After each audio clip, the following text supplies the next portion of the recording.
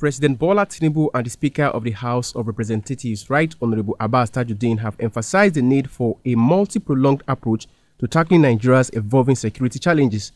They called for a robust legal framework to enhance collaboration and intelligence sharing among security agencies.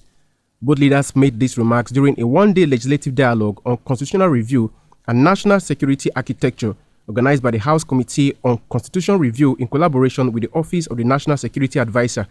Represented by the Minister of Defense, Mohammed Abubakar, President Tinubu noted that it is time to align Nigeria's security framework with present-day realities, warning that neither full centralization nor outright fragmentation can sufficiently guarantee the nation's security. The growing agitation for state police, the complex demand of cybercrime, cyber security, and the urgent need for efficient intelligence sharing among agencies all point to one truth: our constitutional framework must evolve or risks becoming a danger to the very unity it was meant to protect.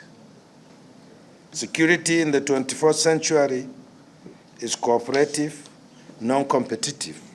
Terrorism in the northeast, banditry in the northwest, piracy in the Gulf of Guinea, farmer-herders clashes in the Middle Belt, and separatist agitation in the southeast all share one characteristic: they transcend the capacity of any single agency or tier of government. In his remarks, Speaker Abbas Tajudeen said the dialogue was timely, given the urgent need to review and update existing laws to address current and emerging security threats.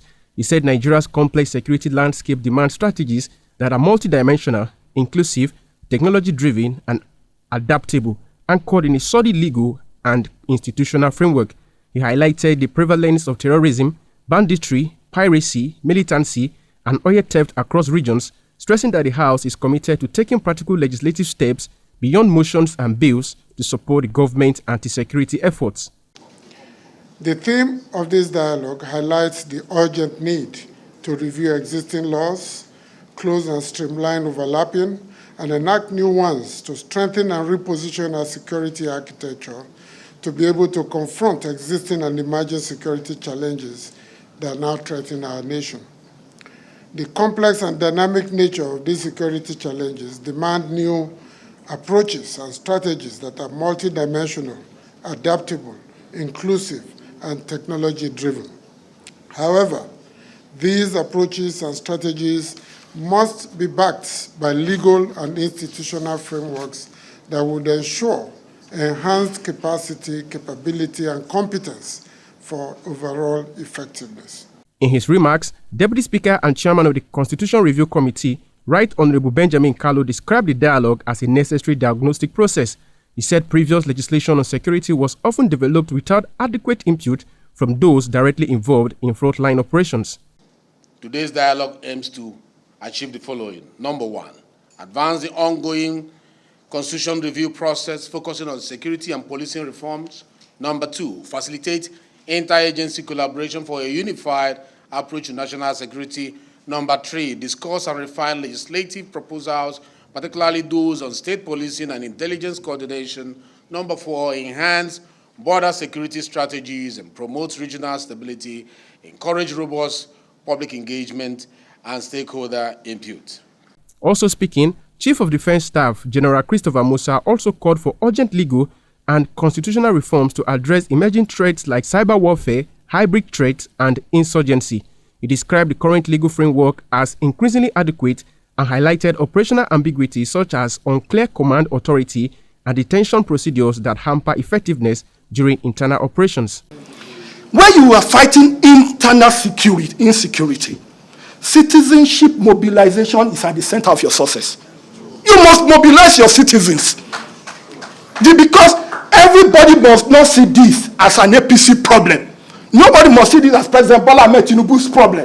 We must not see it as a government problem. We must see it as our problem. Every criminal has a neighbor. So, in terms of citizenship mobilization, we must sit down, look at our laws, and be able to organize and be able to work on that. And also, let me say this. When you are talking about security, there are some of our agencies that were formed under the military, that the rationale and the justification of their formation at this stage has moved beyond that.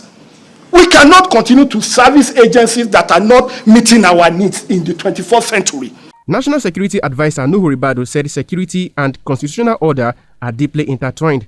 Ribadu, represented by the National Coordinator, National Center for Anti-Counter-Terrorism, Major General Adamu Laka, emphasized that a responsive, inclusive, and forward-looking constitution is essential for fostering national unity and addressing the root causes of insecurity. He commended the National Assembly for initiating the dialogue and called for constitutional reforms that centralize service delivery, strengthen institutions, and promote more effective governance.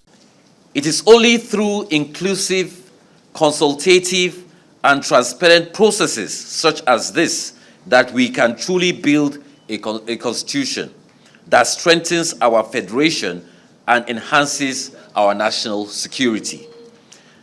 As you engage in today's deliberations, I urge you to consider how constitutional reform can support more effective governance, improve accountability, decentralize service delivery, and foster the kind of resilient institutions that can withstand both internal and external threats. Babat Sunday, Eagles FM News.